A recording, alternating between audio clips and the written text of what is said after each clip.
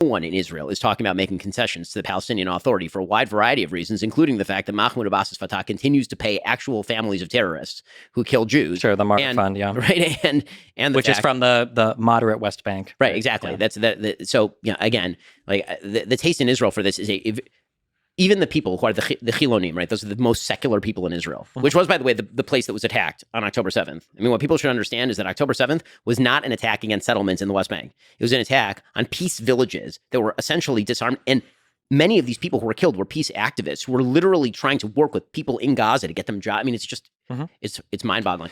That's why you've had this ground shift in Israel. The next 20 years in Israel is going to be about security and economic development, period, end of story. Everything else goes second, third place. And I will say, I agree essentially with everything you're saying.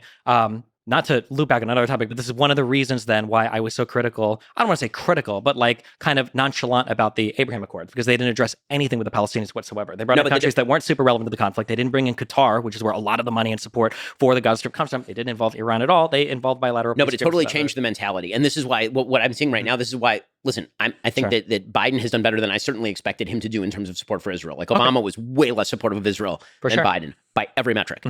With that said, the rhetoric that he's been using recently and that Blinken have been using recently about Israel needs to make painful concessions for peace, recentering this issue at the center of relations in the Middle East is doomed to failure. The magic is a strong word. The benefit of the Abraham Accords was proof of what you're saying, which is true, which is that all of these surrounding countries in reality have abandoned the idea that there's a centrality to the Palestinian-Israeli conflict. That is not the central conflict in the Middle East.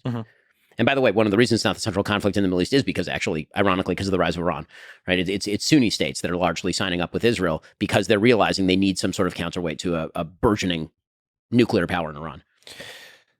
Can we talk about Ukraine?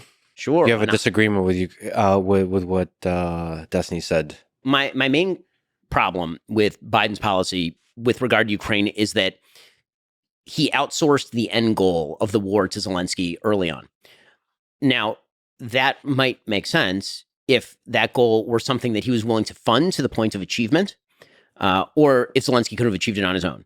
But right now, and this has been true since pretty early on in the war, this point Henry Kissinger made, that pretty early on in the war, it was very clear that, for example, Crimea was going nowhere. The Russians had control of Crimea, barring the United States giving permission to fly F-16s over Crimea. Nothing was going to change over there. The same thing was true in most of the Donbass, right, in Luhansk and Donetsk. That was not going to change. Zelensky's stated goal, and you understand it, he's the leader of Ukraine, right, is that there was a predation on his territory in 2014, and that the Russians sent their little green men across the border, and then they took all of these areas.